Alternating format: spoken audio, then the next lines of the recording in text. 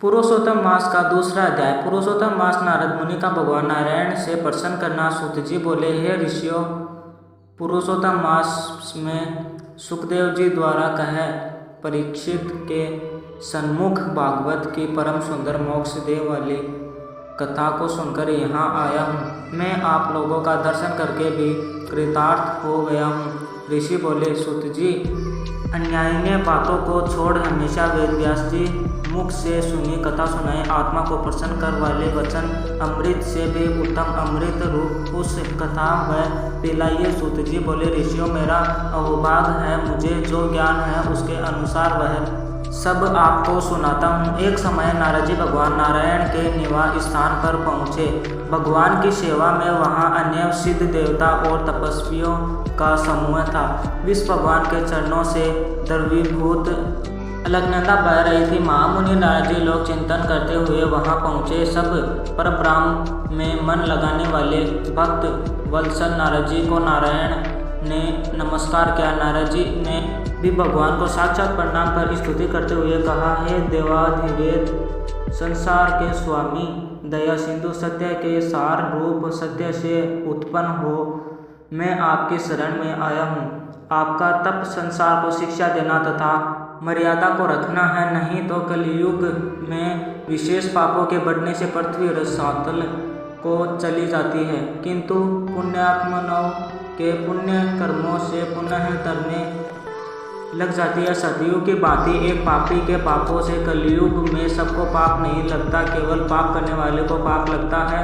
आपके तप में स्थिति रहने वाला पाप पुण्य से लिप्त नहीं होता है। हे भगवान, सब प्राणियों के हृदय विषयों से आसक्त है। स्त्री पुत्रादि के मोह में फंसे हुए गृहस्थी लोगों का हित करने वाले लाभदायक कुछ विचार मुझे भी बतलाइए, क्योंकि मैं आपके मुखारविंद से कुछ सुनने की इच्छा में ब्रह्मलोक से आया हूँ। वीर वेद भी बताते हैं कि भगवान विष्णु उपकार के प्रेमी हैं। संसार के उपकार के लिए उस सार रूप कथा को कहिए, जिसके सुनने से ही जीव निर्भय पद पाता है। नारद जी ने वचन सुनकर ऋषिपति भगवान मुस्कुराते हुए संसार को पवित्र करने वाली कथा को आरंभ करते हुए बोले, हे नारद, आज तुम ब्रजे गोपियों के मुख कमल के ब्रह्मतुल्य रसिक शिरोमणि श्री कृष्ण चंद्र वृंदावन बिहारी के पुण्यमयी कथा को सुनो। हे वत्स विधाता, संसार को पल भर में नष्ट कर सकता है, उसके कामों का वर्णन कोई नहीं कर सकता। इस संसार में सारे रूप भगवान के अगमय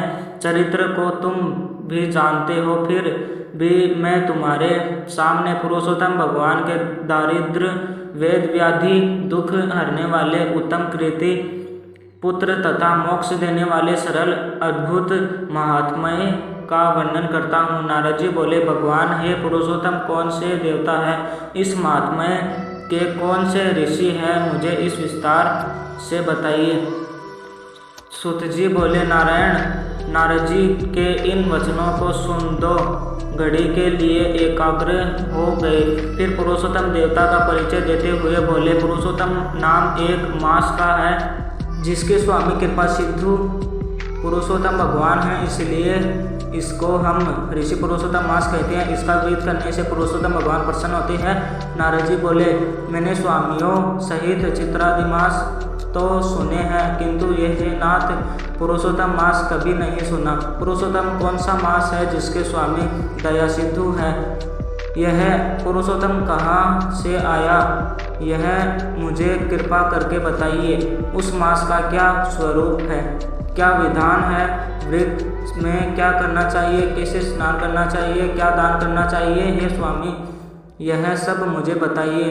उसमें जप, पूजा, उपवास आदि का क्या साधन है? उसके करने से कौन से देवता प्रसन्न होकर क्या फल देते हैं? कितने ही मनुष्य पृथ्वी पर दूसरों के भाग्य के भरोसे रहकर दरिद्री, मुक्त, दुखी, रोगी और पुत्र की इच्छा करने वाले, जड़, गूंगे, घमंडी, मूर्ख, कुचाली, नास्तिक, नीच, अति वृद्ध, निराश, प्रतिज्ञाहीन, क्षीण, पराक्रमी, कुरूप, रोगी, कुष्ठी आदि, अंगहीन, अंधे आदि तथा कोई इष्ट मित्र, स्त्री पुत्र से दुखे, माता पिता से हीन, दुखों से सूखे हुए, निर्बल और मनवांछित वस्तु से हीन, है। हे भगवान, वे कुछ करके, सुन के, पढ़कर और आचरण करके इन कष्टों से छूट जाए, ऐसा उपाय बताइए।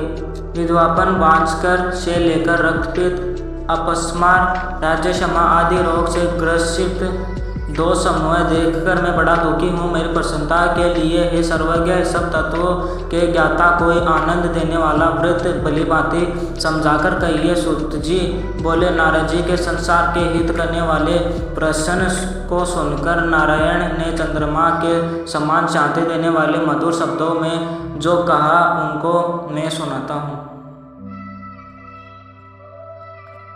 तीसरा अध्याय देखने के लिए हमारे चैनल को सब्सक्राइब करें। अगर हमारा वीडियो अच्छा लगा हो तो उसको लाइक करें।